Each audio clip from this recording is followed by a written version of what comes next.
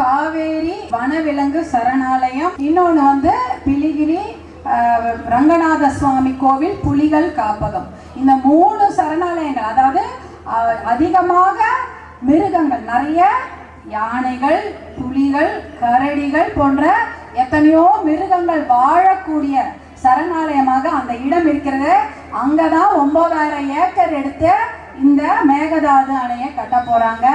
இந்த அணையில வர அந்த 70 TMC தண்ணி எங்கதான் ஸ்டோர் பண்ணுவாங்கன்னு நினைக்கிறீங்க? 12000 ஏக்கர் நிலத்துல ஸ்டோர் பண்ண போறாங்க. அவ்வளவு தண்ணி எங்க வைப்பாங்க? ஆனா ஒரு இடத்துல தான் கட்டுவாங்க. அந்த தண்ணியை எங்க தேக்கி வைக்க போறாங்க? கிட்டத்தட்ட 12000 ஏக்கர். அதுல இந்த 3 சரணாலயங்கள் வருகிறது. அடுத்ததாக பாதுகாக்கப்பட்ட வனப்பகுதி, அது ஒரு 3000-4000 ஏக்கர் வருது.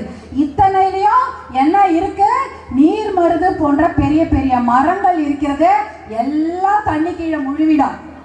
மரமே இருக்காது. அப்புறம் மழை பெய்யுமா? நீங்க எத்தனை 300 வயசு அவ்வளோ பெரிய பெரிய மரங்கள்லாம் தண்ணி கீழே போயிடுச்சுன்னா இவங்க எத்தனை அணை கட்டினாலும் மழை வராது, வரவே வராது. இப்ப வேணா கொஞ்சம் தண்ணி இருக்கும், அப்புறமா வராது. எல்லா மரமும் தண்ணி கீழே போயிடும், தண்ணி கீழே முழுவிடும். அந்த புலிகள் எங்க போகும்? எங்க போகும்? நம்ம ஊருக்குள்ள வரும்.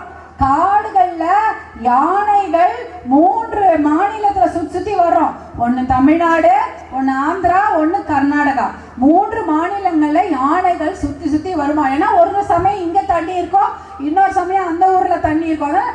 அவைகள் 3 மாநிலத்தை சுற்றி தான் அந்த யானைகள் சுற்றி கொண்டிருக்கும். அந்த யானைகள்லாம் எங்க போகும்? தண்ணியில இந்த இடங்கள் முழுகிவிட்டால் யானைகளுக்கு போறது வழி இருக்காது. திருப்பி எங்க வரும்?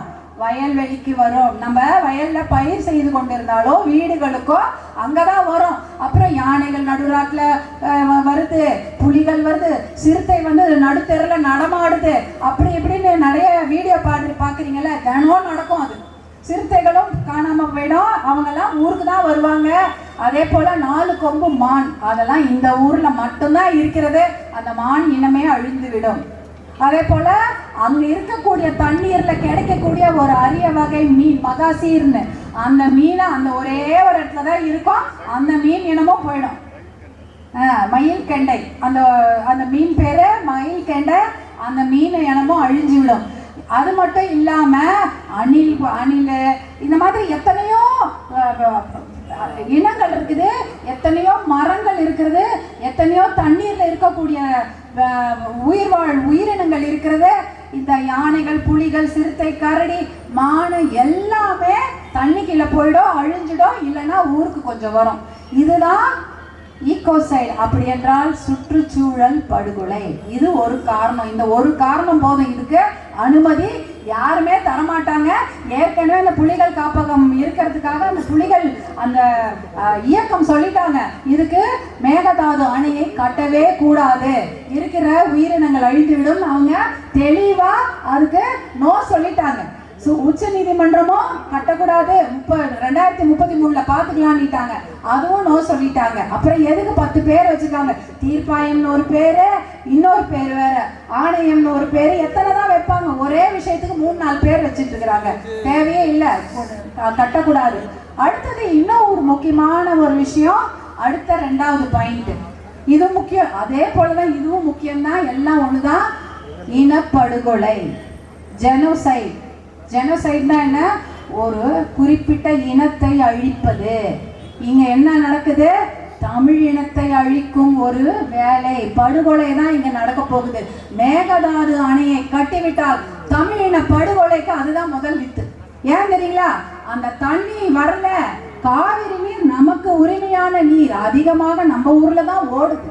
அந்த தண்ணிய சாதாரணமா விட்டாலே அது நம்ம ஊருக்கு வரும். நீ அணைய கட்டி தண்ணியே வர விடாம பண்ணிட்டீங்கன்னா குடிப்பதற்கு கூட தண்ணி வராது. இந்த இடத்துல என்ன சொல்றாங்க? டெல்டாவை பாலைவனமாக்கும் முயற்சின்னு. இல்லவே இல்லை, தமிழ்நாட்டையே பாலைவனமாக்கும் முயற்சி தான் அது. மேகதாது அணை கட்டிவிட்டால் தமிழ்நாடு மொத்தமும் பாலைவனமாகிவிடும். ஏன்னா டெல்டானா அது ஒரு 4 மாவட்டம் தானே சொல்லிட்டு இருக்கிறோம். திருவாரூர், தஞ்சாவூர், நாகப்பட்டினம், 8 மாவட்டம் வருது. கடலூர் இருக்கிறது, அரியலூர் இருக்குது, திருச்சி இருக்கிறது. இத்தனையோ டெல்டா மாவட்டங்கள். அது மட்டும் இல்லாம மதுரை, சிவகங்கை, திருநெல்வேலி இதுலயும் காவிரி தண்ணீரை குடிக்கிறாங்க. சேலம், தர்மபுரி கேட்கவே வேணாம். ஒக்கநேக்கல் கூட்டு குடிநீர் திட்டத்துல எந்த தண்ணி குடிச்சிட்டு இருக்கிறோம்? காவேரி தண்ணி. காவேரி தண்ணி நிறுத்திட்டா தண்ணி வருமா? நீங்க 4 ஃபேஸ் இல்ல 10 ஃபேஸ் போட்டா தண்ணி வராது. இப்பயே தண்ணி வரல. சேலமும் தர்மபுரி மாவட்டத்தை இப்பயே குடி தண்ணி இருக்கு. அன்றாட பிரச்சனை. அது மட்டும் இல்லாம காவிரி தர்மபுரி காவிரி உபரிநீர் திட்டத்துக்கு எங்கிருந்து வரணும் தண்ணி?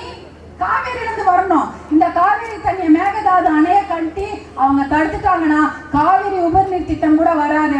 தர்மபுரி மாவட்டம் இன்னும் பெரிய பிரச்சனையில வீழ்ந்து விடும். சேலத்துக்கும் தண்ணி வராது, தர்மபுரிக்கு தண்ணி வராது, டெல்டா மாவட்டங்களுக்கு தண்ணி வராது, சென்னைக்கு குடி தண்ணீர் வரவே வராது. இப்படி இருக்குது. அப்ப தமிழ்நாட்டில் இருக்கக்கூடிய 28 மாவட்டங்கள் பாலைவனமாகவும் குடிக்கிறதுக்கு தண்ணி இல்லை. அப்பனா என்ன அர்த்தம்? குடிக்கவே தண்ணீரை கொடுக்காமல் தமிழினத்தை படுகொலை செய்யும் திட்டம் தான் மேகதாது அணை கட்டும் திட்டம். இதுல நம்ம ஜாகிரதையா இருக்கணும். ஒரே ஒரு செங்கல் அவங்க எடுத்து வைக்க விடக்கூடாது. அதற்கு நாம அனுமதிக்கவே கூடாது. அதுக்கு நம்ம தெளிவா இருக்கணும். எல்லாரும் ஒற்றுமையா தான் இருக்கிறோம் இந்த விஷயத்துல. ஆனா இதுல எந்த காம்ப்ரமைஸும் கிடையாது. எந்த ஒரு ஆணை அமைப்பதோ அவங்க கிட்ட பேச்சுவார்த்தை நடப்பதோ எதுவுமே கிடையவே கிடையாது. ஏன்னா உச்ச நீதிமன்றம் சொல்லிட்டாங்க. இதுக்கு மேல என்ன வேணும்? கட்டக்கூடாதுன்னா கட்டக்கூடாது தான். அவர் என்ன வேணாலும் சொல்லிப்பாங்க. இந்த அணையை நீங்க கட்டுங்க, அந்த அணையை நாங்க கட்டிக்கிறோம். அந்த காம்ப்ரமைஸ்லாம் தேவையே இல்லை. ஏன்னா தமிழ்நாடு மக்களை இனப்படுகொலை செய்வதற்கு சமம் தான் மேகதாது அணையை கட்டுவது என்பது. அதனால மேகதாது அணை கட்டக்கூடாது. அதற்கு யாருமே நம்ம ஒத்துக்கொள்ளவே கூடாது. இதுக்கு விவசாயிகள் மட்டும்தான் பாதிக்கப்படுறாங்களா? விவசாய மக்கள் மட்டும்தான் பாதிக்கப்படுறாங்களா? இல்லையே. குடிக்கிறதுக்கு எல்லாருக்கும் தானே தண்ணி வேணும். நீங்க மட்டும் விவசாயி தானே பாதிக்கப்படுறாங்க. தொழிலதிபர்கள் பாதிக்கவே பட மாட்டாங்களா? அப்ப குடிக்கிறதுக்கு என்ன சாப்பிடுவீங்க? தண்ணி வேணும். அரசு வேலை செய்பவர்கள், தனியார் வேலை செய்பவர்கள், இளைஞர்கள், குழந்தைகள், பெரியவங்க, மகளிர் எல்லாருக்கும் குடிக்க தண்ணி வேணும். குடிக்க தண்ணி இல்லைன்னா என்ன பண்ணுவோம்? நம்ம ரொம்ப கஷ்டம். சாப்பாடு எங்க? டெல்டா மாவட்டத்துல அரிசி வராதுங்க. குடிக்கிறதுக்கு தண்ணி இல்லைன்னா எங்க போறது? எல்லாமே வெளிநாட்டுல இருந்து வாங்கிட்டு வரணுமா? தாய்லாந்துல இருந்து அரிசி, பக்கத்து நாட்டுல இருந்து தண்ணி இருக்கவே இருக்கு. கடல் நீரை குடிநீராக்கும் திட்டம் தானா? அதுக்கா எத்தனை கோடி செலவாகும் தெரியுங்களா? கடல் நீரை குடிநீராக்கி குடிப்பதற்கெல்லாம் அதெல்லாம் மிகப்பெரிய திட்டங்கள். ஆனாலும் அந்த திட்டத்தை மேகதாது அணையை கொண்டு வருவதை தடுத்து நிறுத்த